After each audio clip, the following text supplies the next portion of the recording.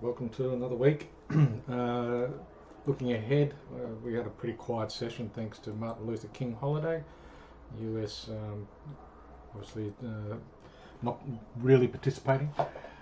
Their night session has opened, and we'll talk about that in a minute. But looking ahead, we've got the key ones are Chinese GDP later today. This evening we'll have the UK unemployment data, inflation out of Canada if loonie is something that you trade. And then tomorrow, generally in the afternoon, around 2 or 3 o'clock Sydney time, is when they always say it's tentative, but it tends to be around 2 or 3 p.m. We'll have the BOJ. Don't expect too much from them. There has been a bit of chatter recently where their bonds have gone above the 10-year bond has gone above the BOJ's level of overnight financing rates. So there may be some sort of commentary about that, but some intervention in the yen. But don't expect any sort of major shift in interest rates, and that's not going to happen. They'll battle it by intervening in the yen and jawboning. Retail sales month on month could provide an idea of consumer spending for the US. We've got the UK inflation, so Wednesday a bit of a busy evening, evening. Aussie unemployment rate, only orange according to these guys, and probably rightly so. And that's about it. Davos is meeting, and as I said in my commentary in the blog yesterday, that we're coming to the Fed blackout, which is on this weekend. So the blackout means that the Fed cannot talk in the public arena. None of the Fed members can talk into the public arena until the FOMC, a day after the FOMC. FOMC is on the 31st and the 1st, so you won't hear from any Fed members until at least the 2nd, and we'll get the FOMC on the 1st. So between now and then, you're not going to hear from any Fed members, which means that now you're going to hear from them, especially after that week last week with the inflation numbers and the what else? There was that number on Friday night.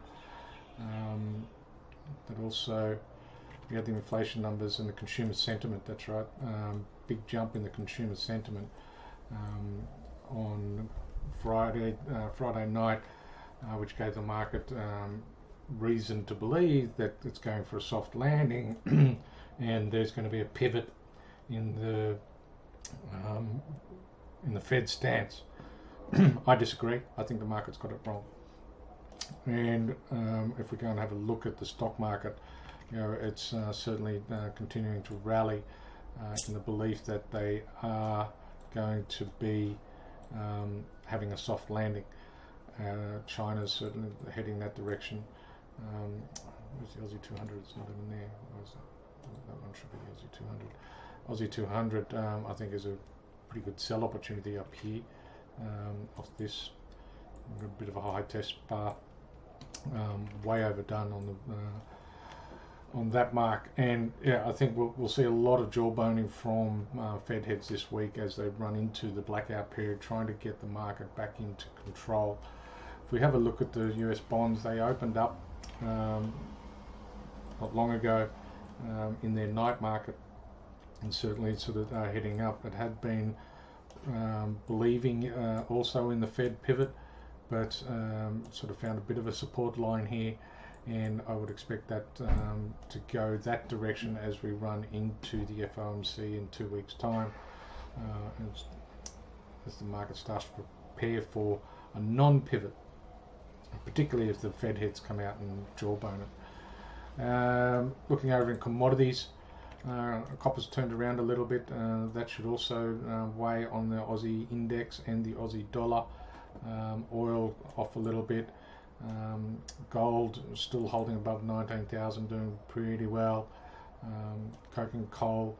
Iron ore is doing all right, but otherwise the commodity index is still a bit of a mixed bag, with some coming off and some going up. But the Bloomberg Commodity Index certainly having a pretty good day of it. I just wanted to also talk about Bitcoin because it's roaring again too.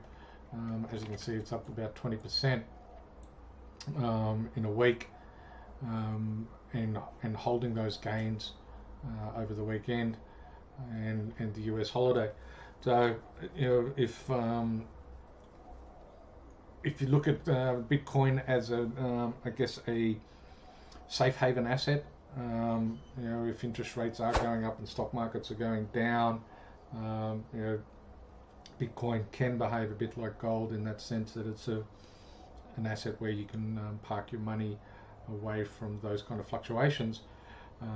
Personally, I wouldn't. There's a lot more risk around it. I'd prefer to go for gold rather than going for a digital currency that can be hacked. And if you look at this whole FTX debacle,